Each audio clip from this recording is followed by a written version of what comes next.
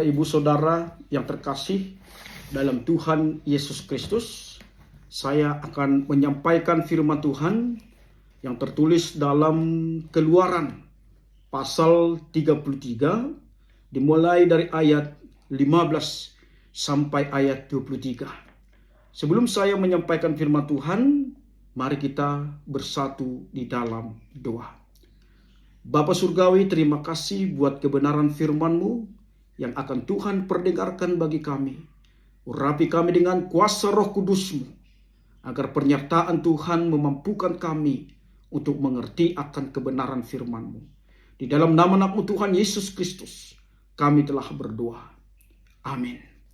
Bapak, Ibu, Saudara yang terkasih dalam Tuhan Yesus Kristus, firman Tuhan yang tertulis dalam Keluaran pasal 33 dimulai dari ayat 15 sampai ayat 23. Demikianlah kebenaran firman Tuhan. Berkatalah Musa kepadanya, "Jika engkau sendiri tidak membimbing kami, janganlah suruh kami berangkat dari sini. Dari manakah gerangan akan diketahui bahwa aku telah mendapatkan kasih karunia di hadapanmu, yakni aku dengan umatmu ini? Bukankah karena engkau berjalan bersama-sama dengan kami, sehingga aku dengan umatmu ini, dibedakan dari segala bangsa yang ada di muka bumi ini?" Berfirmanlah Tuhan kepada Musa, "Juga hal yang telah kau katakan ini akan kulakukan, karena engkau telah mendapat kasih karunia di hadapanku dan aku mengenal engkau." Tetapi jawabnya, "Perlihatkanlah kiranya kemuliaanmu kepadaku."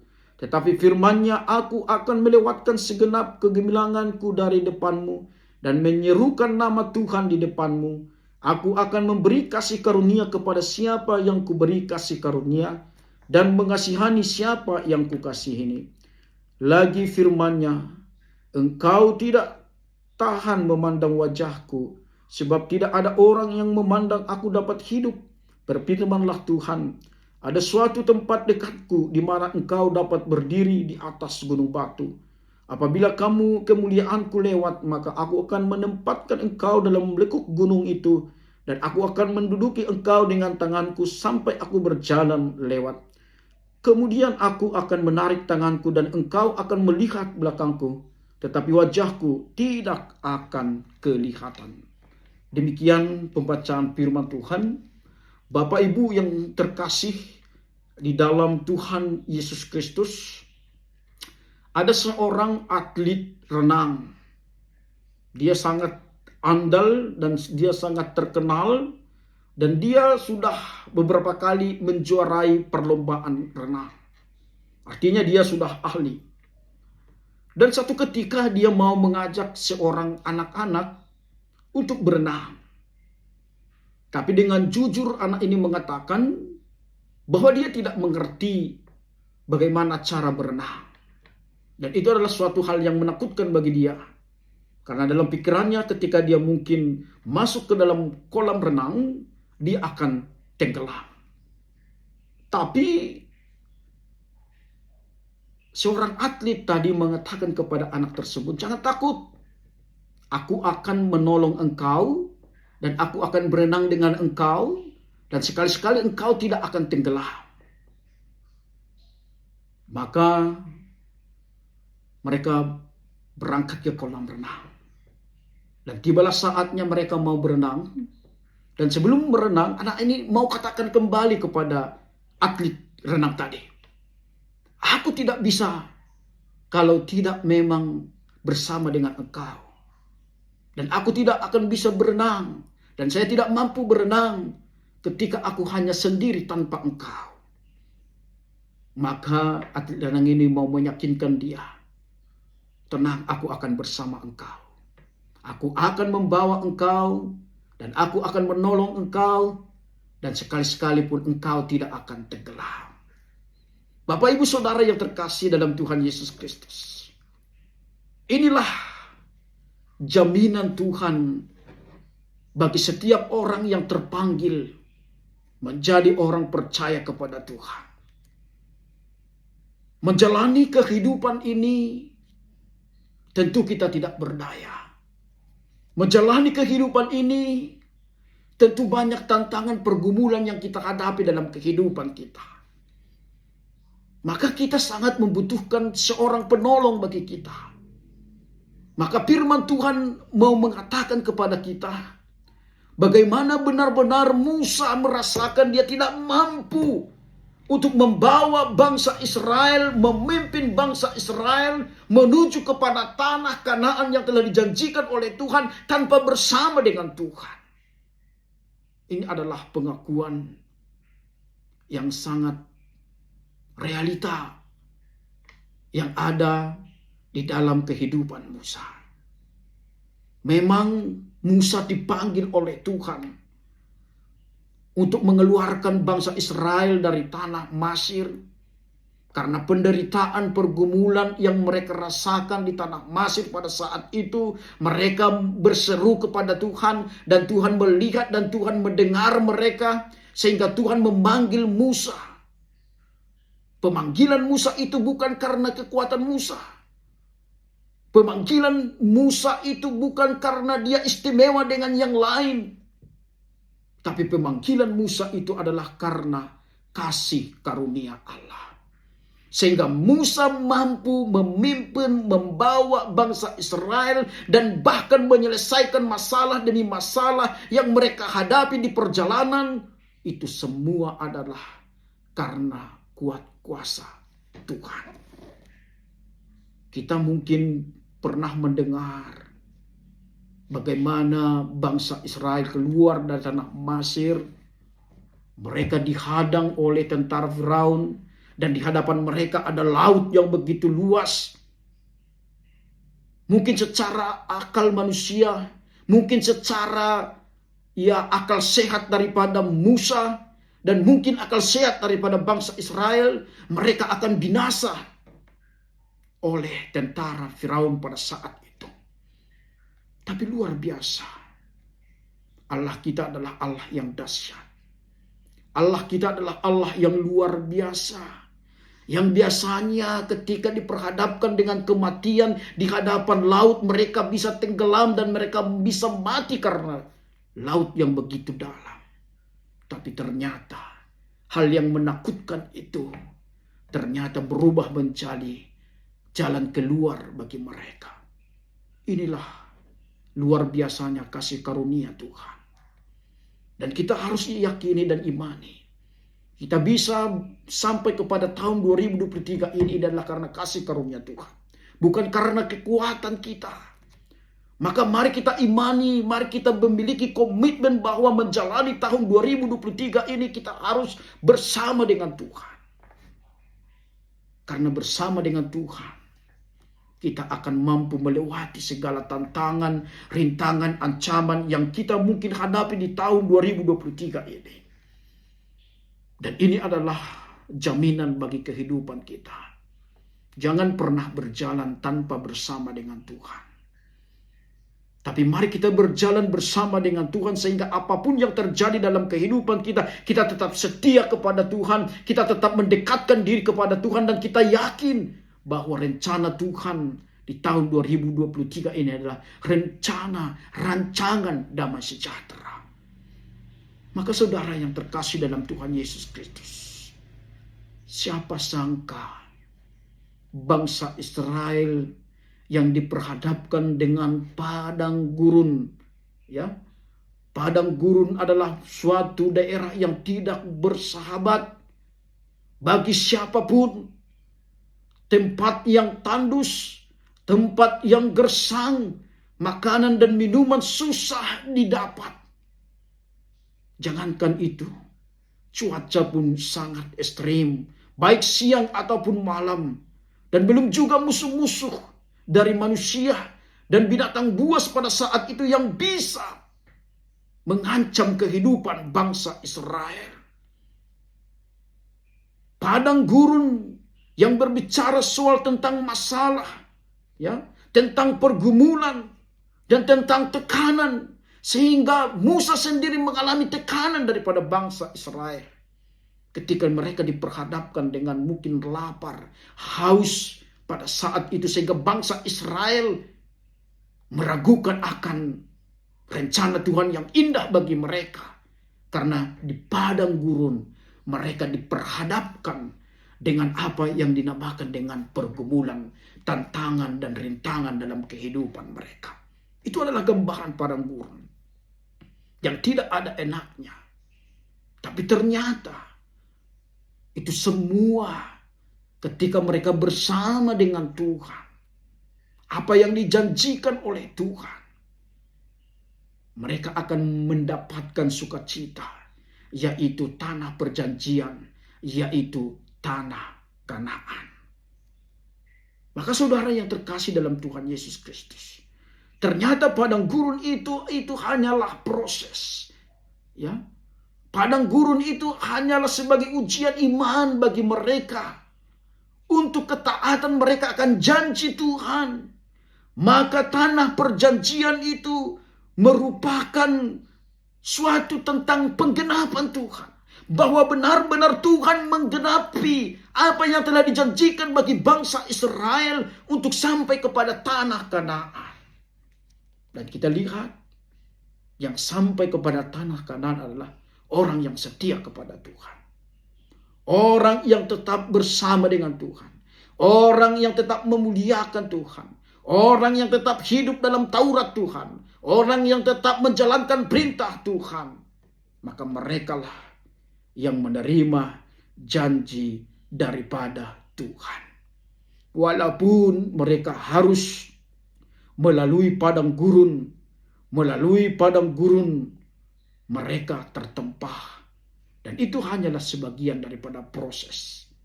Maka saudara yang terkasih dalam Tuhan Yesus Kristus, melalui firman Tuhan ini kita diingatkan. Dalam perjalanan kehidupan ini, kita tidak terlepas daripada apa yang dikatakan tadi, tantangan. Ya, tidak ada hidup tanpa tantangan. Tidak ada hidup tanpa kegagalan. Tidak ada hidup tanpa pergumulan. Namanya juga hidup. Kalau tidak ada lagi pergumulan berarti kita tidak hidup lagi. Maka mari saudara yang terkasih, makin banyak, semakin besar tantangan yang ada dalam kehidupan kita, itu adalah lika-liku kehidupan. Tapi ketika kita tahan, ketika kita bertahan dan ketika kita beriman, maka sesungguhnya itu akan membawa kita kepada sukacita yang luar biasa. Bapak Ibu mungkin pernah minum teh manis. Ya. Kita akan ambil air di dalam gelas. Ya. Dan kita tuangkan sendok gula dalam gelas. Seandainya kita ambil air satu gelas dan gula satu sendok dan langsung kita minum, maka air putih itu tidak akan terasa manis. Tapi ketika air putih tadi dalam gelas, kita taruh, kita buat, kita tuang tadi gula dan kita kocok gula tersebut, maka ketika kita minum, maka teh putih itu akan terasa manis. Demikian juga kehidupan kita. Ketika banyak tantangan, gelombang kehidupan ini, tapi ketika kita mengandalkan Tuhan, ketika kita setia kepada Tuhan, berpengharapan kepada Tuhan akan janji-janji Tuhan, maka yakin dan percaya hidup kita akan lebih manis lagi. Maka jangan menyerah dalam segala tantangan, pergumulan yang kita hadapi. Tapi mari kita mendekatkan diri kepada Tuhan dan kita katakan kepada Tuhan, tanpa Tuhan aku tidak sanggup menjalani kehidupan ini. Tanpa Tuhan, kita hanyalah butiran debu yang rapuh, yang tidak akan tahan dengan terpaan angin. Maka saudara yang terkasih, mari. Kasih karunia yang membuat kita bertahan. Kasih karunia Tuhan yang membuat kita bertahan. Kasih karunia Tuhanlah yang sesungguhnya yang melayakkan kita menjalani kehidupan ini, yang memampukan kita menjalani kehidupan ini. Dan kasih karunia Tuhanlah yang membuat kita sampai kepada saat ini. Dan kasih karunia Tuhanlah membuat kita layak menjadi anak-anaknya yang memperoleh keselamatan yang telah dijanjikan oleh Tuhan di dalam anaknya Tuhan Yesus Kristus Tuhan kita. Maka saudara yang terkasih, mari jalanilah setiap proses yang kita jalani dalam kehidupan kita. Sama seperti bangsa Israel, mereka haruslah menjalani proses yang berpuluh-puluh tahun untuk menuju kepada perjanjian Allah, tanah Kanaan itu. Maka sikap kita sebagai orang Kristen harus setialah menjalani proses tanpa terlalu banyak protes, ya.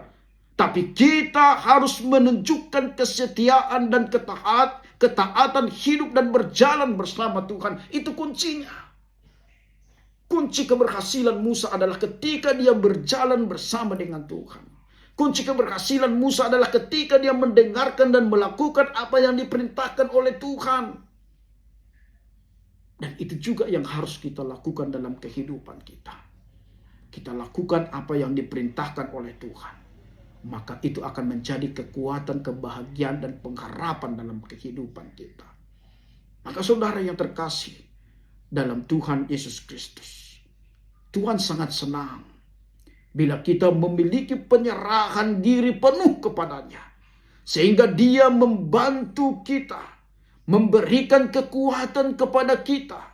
Dan kita akan tetap merasakan bahwa Allah kita itu adalah Allah yang peduli, Allah yang memiliki kekuatan yang luar biasa di luar daripada pikiran kita. Maka mari saudara yang terkasih, kita tetap mendekatkan diri kepada Tuhan sehingga Dia menuntun kita kepada kehendak dan rancangannya. Rancangan yang begitu indah. Walaupun banyak tantangan, tapi kita imani, kita yakini bahwa itu adalah awal keindahan dalam kehidupan kita. Jangan sampai kita tersesat. Seperti apa yang dikatakan dalam Amsal. Ya, kita lihat Amsal 14 ayat 12 dikatakan. Ada jalan yang disangka orang lurus tetapi ujungnya menuju maut. Hati-hati dengan kehidupan ini. Jangan karena itu sesuatu hal yang menguntungkan bagi kita. Seolah-olah itu yang baik bagi kita. Tapi pada akhirnya itu akan mendukakan hati kita. Seolah-olah bagi bangsa Israel pulang ke Mesir itu adalah merupakan kebahagiaan bagi mereka. Tapi ternyata itu adalah sebuah kegagalan. Dan bahkan kebinasaan bagi mereka. Tapi mari kita sebagai orang yang percaya. Kita imani. Jalan Tuhan itu adalah jalan kebahagiaan bagi kita. Walaupun jalan Tuhan banyak tantangan, pergumulan, tapi kita yakin dan percaya. Ketika kita setia, jalan Tuhan itu akan membawa kebahagiaan yang luar biasa bagi kita. Dan jalan Tuhan itu akan membawa suatu hal yang mendatangkan keselamatan bagi kita. Maka saudara yang terkasih, jangan pernah menyerah. Tapi tetaplah berserah kepada penyertaan Tuhan. Memang banyak hal yang kita tentukan dalam kehidupan ini. Dan banyak hal yang kita putuskan dalam kehidupan kita ini. Tapi ingat saudara yang terkasih. Seperti apa yang dikatakan dalam Amsal 19 ayat 21. Banyaklah rancangan di hati manusia tetapi keputusan Tuhanlah yang terlaksana. Tuhan tahu apa yang terbaik bagi kita.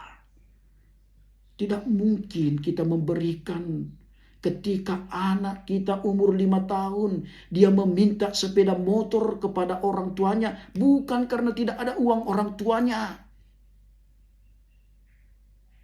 Pasti orang tua tidak akan memberikan itu kepada anak-anaknya. Karena dia takut.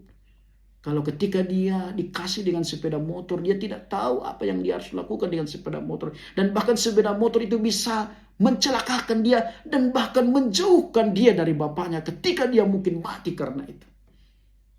Itu yang tidak diinginkan oleh Tuhan bagi kita. Walaupun terkadang apa yang kita minta kepada Tuhan seolah-olah Tuhan tidak berikan, apakah itu alasan kita kecewa kepada Tuhan? Jauh daripada apa yang kita inginkan, jauh daripada apa yang baik kita rencanakan, lebih baik Tuhan merencanakan dan memberikan apa yang sepatutnya Dia mau berikan kepada kita. Karena apa? Tuhan tidak mau mencelakai kita dengan pemberiannya. Dan Tuhan tidak mau dengan pemberiannya kita meninggalkan dan bahkan melupakan Dia dalam kehidupan kita. Karena banyak orang melupakan sumber berkat karena berkat-berkat yang dia terima dalam kehidupan. Yakinilah, Tuhan tahu apa yang terbaik bagi kita. Tuhan tahu apa yang kita butuhkan dalam hidup kita. Dan yang terpenting dan yang terutama, itu yang selalu Tuhan berikan dalam kehidupan kita. Yang penting bagi kita, mari kita tetap berjalan di jalan Tuhan. Ya, sekali-kali lagi kami katakan, meskipun Tuhan ataupun meskipun jalan Tuhan kita mengalami banyak tentangan, tapi ingat, itu akan membawa kita kepada sukacita yang luar biasa. Maka saudara yang terkasih, meskipun Tuhan tidak menunjukkan penyertaan secara langsung, bukan berarti dia jauh dari kita. Roh Kudus di dalam kita adalah bukti penyertaannya. Roh Kuduslah yang selalu menyertai kita. Itulah janji Tuhan bagi kita. Roh penghibur, roh penolong yang selalu menolong kita dalam kehidupan ini. Untuk mengerti akan kebenaran firman Tuhan. Untuk dimampukan untuk melakukan kebenaran firman Tuhan. Maka saudara yang terkasih, mari melalui kebenaran firman Tuhan ini. Dengan tema kita mengatakan Allah adalah sumber kasih karunia. Ya, ini harus kita sadari dalam kehidupan kita. Kasih karunia daripada Tuhan itulah yang melayakkan kita dan memampukan kita menjalani kehidupan ini. Karena tetaplah berdoa kepada Tuhan, meminta kekuatan kepada Tuhan. Karena Tuhan kita adalah Tuhan yang baik. Maka setiap firman yang Tuhan perdengarkan bagi kita, ya, firman Tuhan yang diperdengarkan bagi kita bukan untuk dilupakan. Tapi firman Tuhan yang diperdengarkan bagi kita untuk dilakukan. Karena firman Tuhan itu adalah firman yang luar biasa. Maka manusia yang biasa-biasa akan menjadi orang yang luar biasa ketika hidup dalam firman Tuhan yang luar biasa. Maka saudara yang terkasih, mau menjadi orang yang luar biasa? Lakukan kebenaran firman Tuhan. Mau menjadi orang yang luar biasa? Firman Tuhan yang kita dengar, jangan pernah kita lupakan. Tapi firman Tuhan yang kita dengar, mari kita lakukan. Terpujilah nama Tuhan, sumber kasih karunia. Amin. Kita bersatu dalam doa. Terima kasih Tuhan buat kebenaran firman-Mu. Urapi kami dengan kuasa Roh Kudus-Mu, agar kami dimampukan melakukan kebenaran firman-Mu tanpa banyak protes. Tapi kami setia, dan setiap firman yang kami dengar, kami dengan sungguh-sungguh, dengan segenap hati kami, melakukan kebenaran firman-Mu. Terima kasih Bapa. Di dalam nama anak-Mu Tuhan Yesus Kristus kami telah berdoa. Amin.